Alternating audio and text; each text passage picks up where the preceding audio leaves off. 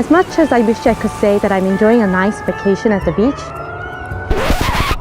I'm not. I'm here in Boston at MIT. So how did this little cardboard box make me feel like I'm miles away from where I actually am? How did it create virtual reality? Now, if you open this little box up, it's pretty simple. There's a place to put your phone in, and the rest of it look like glasses with these two plastic lenses. Now, it's this piece over here that's crucial to making me feel like I'm inside the video on my phone. It's what creates 3D vision.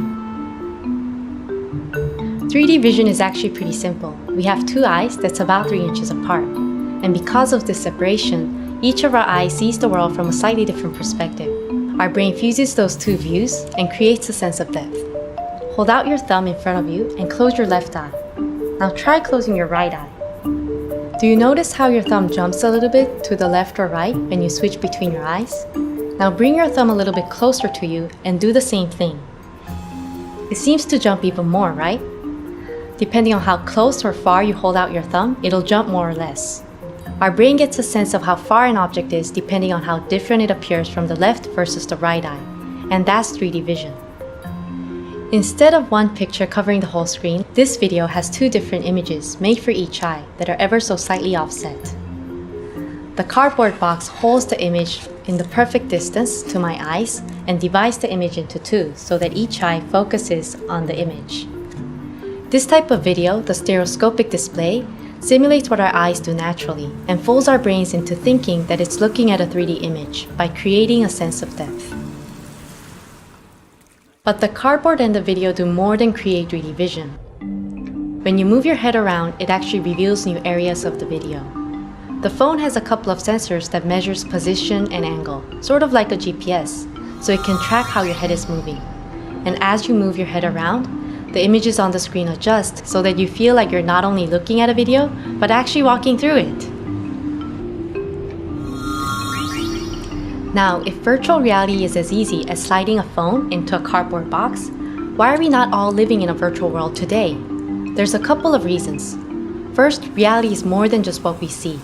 If I really wanted to feel like I'm at a beach, what are some other elements that I would add in? The feeling of sand between your toes?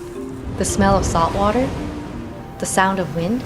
Exactly, but these are things that are harder to make virtual than vision.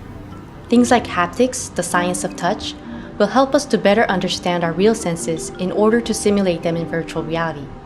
By the way, simulating these other senses, like taste, smell, or touch, will eventually help us to improve motion sickness, which a lot of people feel in virtual reality today. Also, to create a fully immersive environment, even if it's just visual, is a lot of work. It's way more than just filming a scene from two different perspectives to create 3D vision. You need to create or capture an entire three-dimensional world where you can walk around and move your head to see all the possible views. Several companies are developing special software and cameras, but it's still very expensive and time-consuming to do this at high quality. Virtual reality is really cool, but even if it can create a perfect virtual reality, we wouldn't want it to replace actual reality. We still like to experience some things in real life, like snow. And as a society, we're just beginning to think about the ethical and moral aspects of creating simulated realities. So virtual reality may look simple, but it's very complicated. The cool thing is that the better understanding we have of real reality, like how our senses work, the better virtual reality we'll get.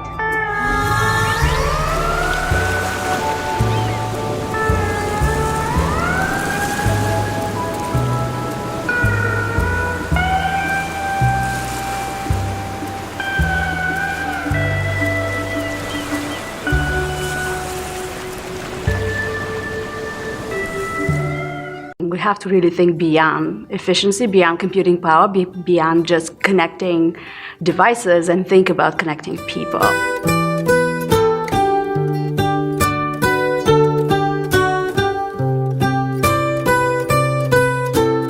Number one, there's an incredible physicality to this. It's not just watching video on a rectangle, on a wall, or even on your handheld phone. You know in your head that you can walk anywhere in your room, but your body is telling you, no, you can't. Your knees start to buckle, you start to shake because it's such a physical experience. What Jeremy Valentina is doing in STANFORD VR, what they're doing there, which I think would provide a lot of insight and what others may do down the road, is they're creating a virtual world where, in particular, they're interested in whether or not people being in this environment and engaging with this environment, witnessing and having the ability to tour will have an impact on their behavior.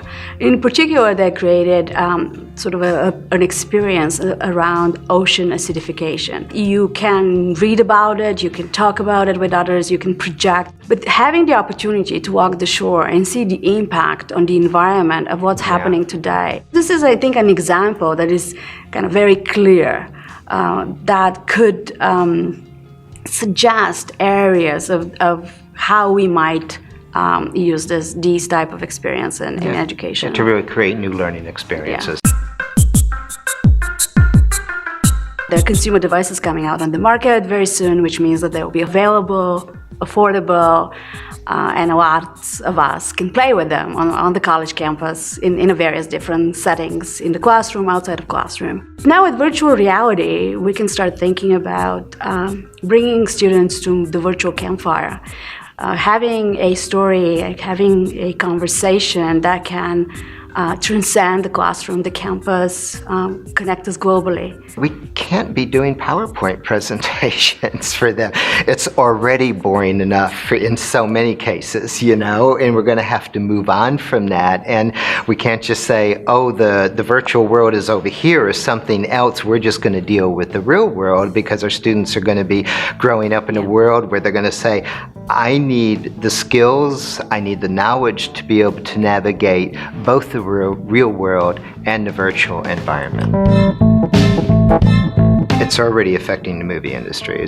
People are sitting around and going, how are we going to create movies in this environment? Because you can't use the standard techniques. The standard techniques, the director, the cinematographer, everyone guided you through the experience. And all of a sudden, you're going to, as the viewer, have control over that experience. And there's going to have to be a new language of film, a new language for how, sort of shaping the viewer experience on this.